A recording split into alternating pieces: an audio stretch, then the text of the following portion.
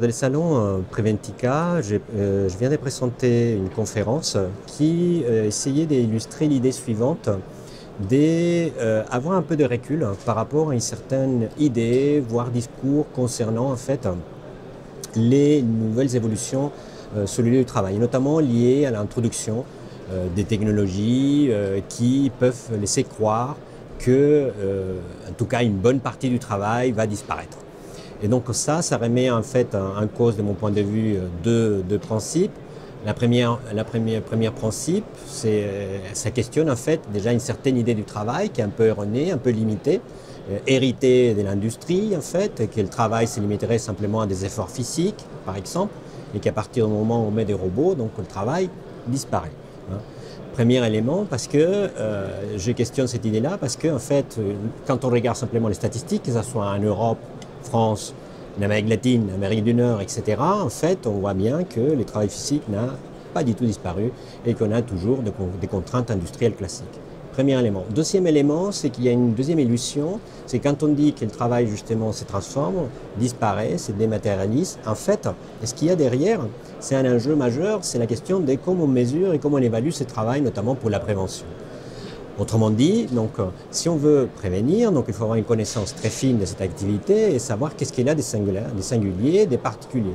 Et on va se rendre compte, en fait, en regardant, c'est que derrière en fait, cette dématérialisation, en fait, il y a une autre activité qui a d'autres modalités et qui peut, dans certaines circonstances, donc, effectivement, faire apparaître des nouvelles contraintes. Hein.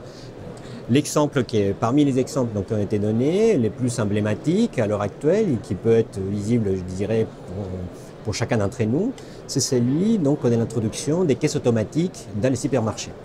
Donc, ces caisses automatiques sont introduites dans un contexte de travail dit des services. L'activité de service, la particularité est qu'elle est orientée vers autrui, donc vers un client, un élève, un patient, etc. Donc, autrement dit, elle a besoin de la participation donc, du client donc, pour que cette activité puisse avoir lieu. Donc, sinon, il n'y a pas d'activité. Or, introduire une caisse automatique donc, dans une activité de service, vous voyez bien, nécessite la participation de ses clients. Et donc, les statuts, à l'occurrence de l'hôtesse des caisses, changent. Donc. Mais ce qui change, ce n'est pas, je dirais, le fait des questions de travail disparaît. Donc, c'est le contenu et la forme de son travail. Là, l'idée que l'on s'est fait en fait du métier de la caissière, de l'hôtesse des caisses, c'était un métier d'exécution. C'est-à-dire l'exécuter, elle faisait passer les articles, etc. Et encore, c'est une vision très réductrice. Hein. Or, avec les caisses automatiques, on peut penser, puisqu'elle ne fait plus ça, donc il n'y a plus de travail. Surveiller, ce n'est pas travailler. Donc, anticiper les dysfonctionnements des caisses, ce n'est pas travailler. Anticiper qu'un client ne scanne pas un article, ce n'est pas travailler.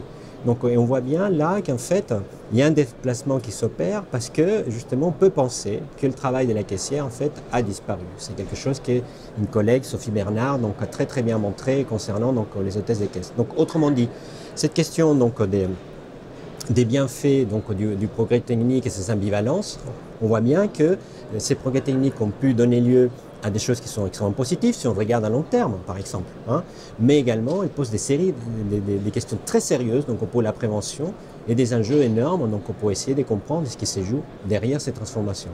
Et notamment, une question cruciale, c'est celle de l'évaluation et de la prévention donc, des risques professionnels, combien même on dit que le travail, entre guillemets, a disparu, alors même qu'en fait, il n'a pas disparu.